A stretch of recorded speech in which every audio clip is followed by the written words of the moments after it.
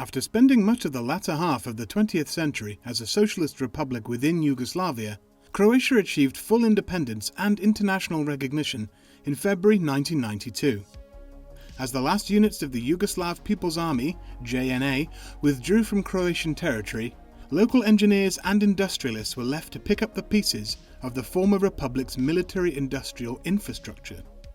Though cut off from the rest of Yugoslavia and under international sanctions, military production in the country not only continued, but even allowed for experimentation with new vehicle concepts. One such project was a Protuoklopno Vozilo M95 Cobra. This experimental anti-tank vehicle was based on the M84 main battle tank, a Yugoslav-built variant of the Soviet T-72. However, instead of a conventional turret, the Cobra featured an extendable crane arm fitted with cameras and anti-tank guided missiles, ATGMs, intended to allow the vehicle to engage enemy armour from defilade positions. One prototype was completed and tested, though it probably did not see operational service during the final battles against the secessionist Republic of Serbian Krajina. Hello, dear viewer. Tanks Encyclopedia is currently closing in on 100,000 subscribers. With this important milestone in sight, we'd like to remind you to subscribe if you enjoy our content and want to see more. Now, back to the video. After numerous failed attempts to develop a domestic tank, the SFR Yugoslavia finally opted to require a production license for the Soviet T-72M in the late 1970s. During the early 1980s, this license was adapted with domestic electronics and, most notably, a new fire control system, leading to the redesignation of the tank as the M84. This new tank was intended to be entirely built within the country. To achieve this, the project drew upon the industrial capacities of all 6 Yugoslav republics. Major state-run corporations were tasked with manufacturing individual modules and subsystems. Final assembly, however, was centralized at the Đuro Đaković factory, an industrial complex in the Socialist Republic of Croatia, primarily known for manufacturing rail cars and heavy machinery. As a result, components produced across Yugoslavia were shipped to the factory, where they were integrated into complete M84 main battle tanks. By the early 1990s, it had become increasingly clear that communism was collapsing across Eastern Europe. In Yugoslavia, the breaking point came with the failed 14th Congress of the League of Communists, effectively marking the end of the unified Communist Party that had held the federation together since World War II. In the wake of this collapse, multi-party elections were held for the first time in each of the republics.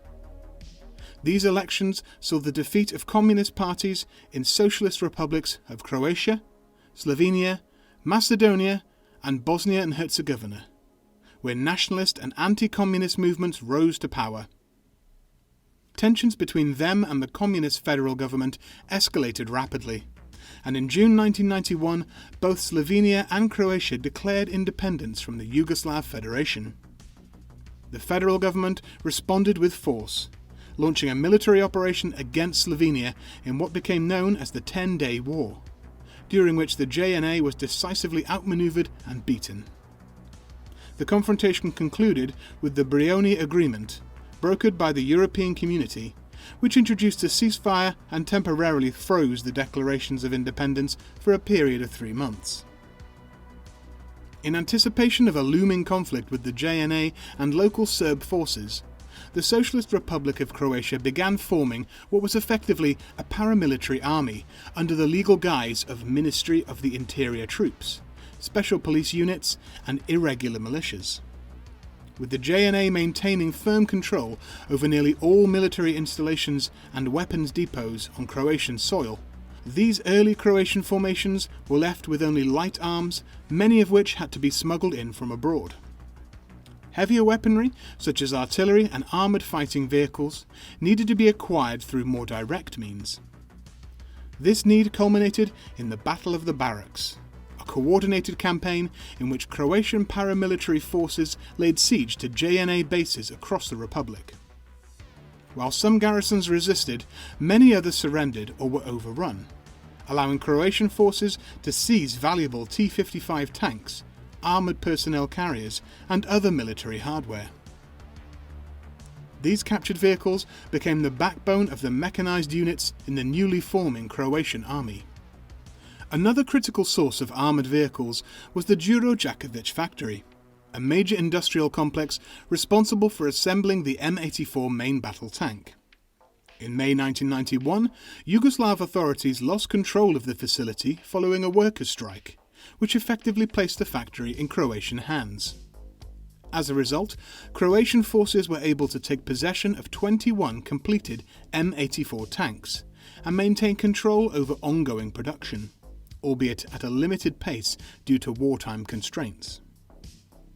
These tanks significantly strengthened the capabilities of the Croatian army, which was formally established on the 3rd of September 1991, giving it a growing and increasingly potent mechanised corps.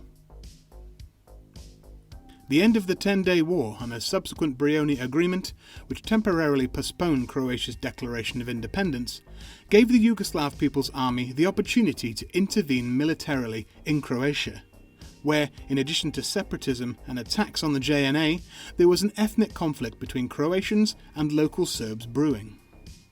The JNA, supported by the local Serb forces, began an offensive into Croatia in September 1991, with the declared aim of pacifying the Republic and preserving the unity of Yugoslavia. Despite their numerical and technological superiority, the JNA's gains were limited. Apart from the devastating siege and eventual capture of Vukovar, they failed to achieve a decisive breakthrough. Instead, the conflict solidified into entrenched front lines that would define the borders of the self-proclaimed Republic of Serbian Krajina.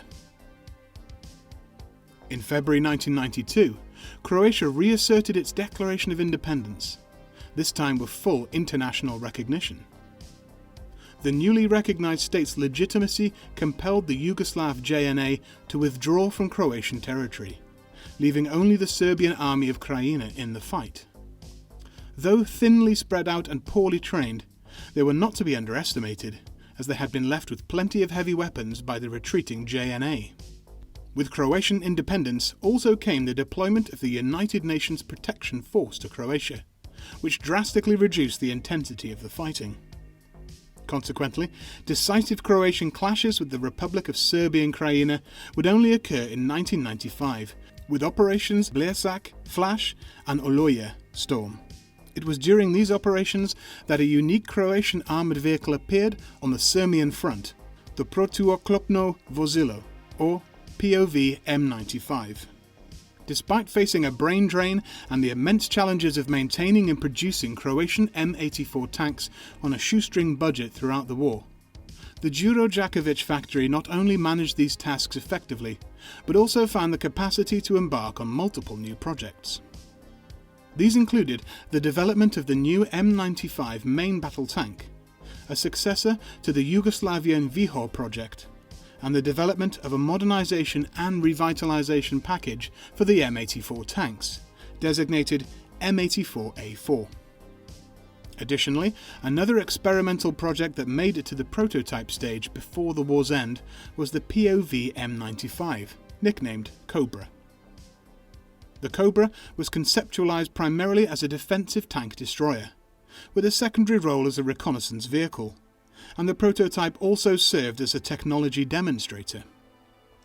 It was intended for deployment in urban environments and high-threat sectors of the front, where an enemy armoured attack was expected. Utilising its unconventional design, the Cobra would then be able to engage armoured targets safely from behind solid cover. The vehicle was based on a modified M84 hull, equipped with a custom-built low-profile turret, a mechanical hydraulic crane arm, and a missile launch platform. The development of the Cobra might also have been a way to utilise a turretless but otherwise functional M84 hull. Combat damage or a shortage of parts on the production line could have left one operational M84 tank hull without a turret. Under wartime sanctions, nothing could go to waste, so the administration at the Dragojević factory might have ordered the construction of the experimental ATGM carrier on the available chassis to salvage some utility from it. After the war, when the shortage of spare parts ended, the Cobra was dismantled and converted back into a main battle tank, which perhaps lends some credence to this theory. Despite the M95 designation, Cobra did not utilize the chassis of the new Croatian main battle tank. Instead, the prototype was built on top of an M84A, M84AB, or perhaps a newly built chassis featuring a mix of parts of these two tank hulls. Some sources describe it as having a hull of the M84A4, but besides a single unfinished prototype, the M84A4 was not yet ready in 1995, and its hull was nearly identical to the aforementioned models anyway. The Cobra's hull consisted of welded plates with a composite frontal glacis. The design of a front plate consisted of a frontal 60mm and a rear 50mm plate of rolled homogeneous armour, with a 105mm thick composite layer of a material known as textilite in between. These plates were further bolstered by a 16mm high-hardness applique armour, recognisable by the two anti-ricochet ribs above the V-shaped mudguard. Combined, these plates gave the Cobra an effective armour thickness equivalent to approximately 430mm of rolled homogeneous armour against APF SDS projectiles, and around 530mm of RHA protection against heat warheads. This armour layout gave the Cobra hull protection equivalent to the M84A and M84AB main battle tanks, and T-72M1 main battle tank on which the hull was based. The Cobra's side armour consisted of 80mm plates over the crew compartment and 70mm plates over the engine compartment, while the rear armour was thinner, reaching the maximum thickness of 45mm. The tank was also equipped with 10mm thick reinforced rubber skirts, designed to provide protection against heat warheads and to shield the engine's air intakes from dust and debris kicked up by the tracks. The Cobra's running gear comprised 6 evenly spaced aluminium road wheels, with an idler wheel at the front and powered by a sprocket at the rear. 3 return rollers supported the 580mm wide metal 96-link tracks. The tank's suspension system utilised independent torsion bars extending across the full width of the hull, with hydraulic shock absorbers reinforcing the 1st, 2nd and 6th road wheels. A new custom octagonal welded turret was mounted on the hull. While the exact armour protection of the turret is not known, it is generally described as being able to resist 20mm fire. The turret housed the commander on the right side and the ATGM operator on the left. It featured 4 smoke grenade launchers, a gunner's hatch and a commander's cupola, armed with a Zastava M87 12.7mm heavy anti-aircraft machine gun. The mechanical crane arm mounted on the turret is described as being able to lift the weapons station to the height of 12 metres in under 40 seconds. It was operated remotely from inside the turret. Atop the crane sat the weapons station, encased in a sheet metal cube and equipped with anti-tank guided missiles, cameras and a rangefinder. Since the vehicle is described as capable of operating during both day and night and in all weather conditions, it is likely that the Cobra was equipped with night vision devices as well. The vehicle's main armament was designed to be interchangeable. However, on the prototype it was limited to ATGMs already available in Croatia. These included the 9K111 Fagot and 9M113 Konkurs, all semi-automatic command-to-line-of-sight wire-guided missiles of Soviet design. Like the crane, these ATGMs were remotely operated from within the turret. Developed jointly in the early 1970s, the main difference between them was that the Konkurs used slightly larger and more capable missiles. When fired, the missiles were ejected by a gas generator, with the gas exiting behind the tube, producing minimal recoil and thereby reducing stress on the mechanical arm. The integration of these missile systems into the Cobra was rather rudimentary, lacking any built-in reloading mechanism. Instead, it appears that after each missile was fired, the crane had to be lowered and the crew had to exit the vehicle to reload the launcher manually. Given that lowering and raising the crane to its maximum height took close to 40 seconds, and considering the rate of fire of Soviet ATGMs was about 3 rounds per minute, the Cobra's effective rate of fire was likely around half a round per minute if engaging targets with the crane fully extended. The Cobra's fire control system appears to have been rudimentary or non-existent. The only available information indicates that the ATGM was operated remotely from within the turret. This likely means that the controls for the launcher were moved down to the crew, and a simple camera was connected to the site of the launcher on the launch platform. This configuration allowed Cobra to fire its missiles, as was demonstrated during the military exercise near the Lake Mlinac on the 27th of June 1995. Given that the vehicle was based on the M84A or M84B chassis, it is likely that it utilized the 4-stroke V46TK diesel engine, standard for these variants. However, due to known shortages of these engines in Croatia during the war, it is also possible that the Cobra was equipped with the older V46-6 engine from regular M84 tanks.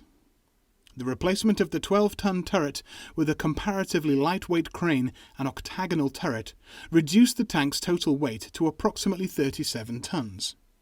This weight reduction improved the Cobra's power-to-weight ratio, likely resulting in better acceleration and a higher top speed compared to a standard M84 tank with a comparable engine. The Cobra was operated by a crew of 3, maintaining the layout identical to that of an M84 main battle tank, with the driver positioned at the centre front and 2 crew members in the turret. While there are no available images of the Cobra's interior, the turret was likely less cramped despite its smaller size due to the removal of the 125mm gun and its autoloader. The space saved may have been used to store additional anti-tank rockets, though the exact number carried remains unknown. A significant omission on the Cobra was the coaxial machine gun, leaving the top-mounted Zastava M87 as the only defensive weapon against enemy infantry. Since the commander had to expose himself from the safety of the turret to operate it, the Cobra was likely very vulnerable to enemy infantry, especially in close-quarters combat. Though the Cobra was known to be present at the Serbian front during the final operations against the Serbian army of Krajina, it is unlikely that it actually saw combat, and no details of its combat history are recorded. Given that the M95 Cobra was designed primarily for defensive roles, and, by 1995, Croatian forces were decisively on the offensive, there were few, if any, opportunities to deploy it as intended. The Cobra's actual combat capabilities remain uncertain. The prototype may have been more of a conceptual mock-up than a fully functional fighting vehicle, as there are no documented field trials and only one recorded live-fire exercise. Had the project been developed further, integration of Western NATO-standard ATGMs might have been attempted. Additionally, a production model could have potentially been based on the new M95 main battle tank, as suggested by the index. However, with the end of the war came the end of the Cobra prototype. Around 1995 or 1996, it was dismantled, and its hull was repurposed in the production of an M84A4 tank. The Cobra is but one entry in the line of Giraffe tank destroyers, and its construction might have been inspired by one of the numerous prototypes that came before it. One such vehicle that likely influenced its design was the Wegmann Panther, a West German project aimed at modifying the Leopard 1 hull to incorporate a crane capable of lifting its weapon station, which might have been intended to carry Stinger missiles in addition to anti-tank guided missiles. The project was discontinued in the early 1990s after the completion of a single prototype. Though quickly discarded and recycled, M95 Cobra remains an intriguing example of Croatian ingenuity and innovation in armoured warfare despite the constraints of war and limited resources. But what do you think of this strange vehicle? Could a Giraffe tank destroyer still have a place on the modern battlefield? or has that role already been taken over by drones and loitering munitions? Let us know in the comments below. As always, we invite you to subscribe to stay updated on future content. If you'd like to contribute further, consider supporting us on Patreon or PayPal. We want to especially thank our medium and heavy tank Patreon supporters: Dave Shuford, Sopwith21, Wolfhund, Barrett Gunther, Dan Fitzpatrick, Owen M, R. Rob, Leslie Holcoer and Michael Herman. Your generous contributions help fund our research, illustrations and video production. Until next time, keep us in your sights.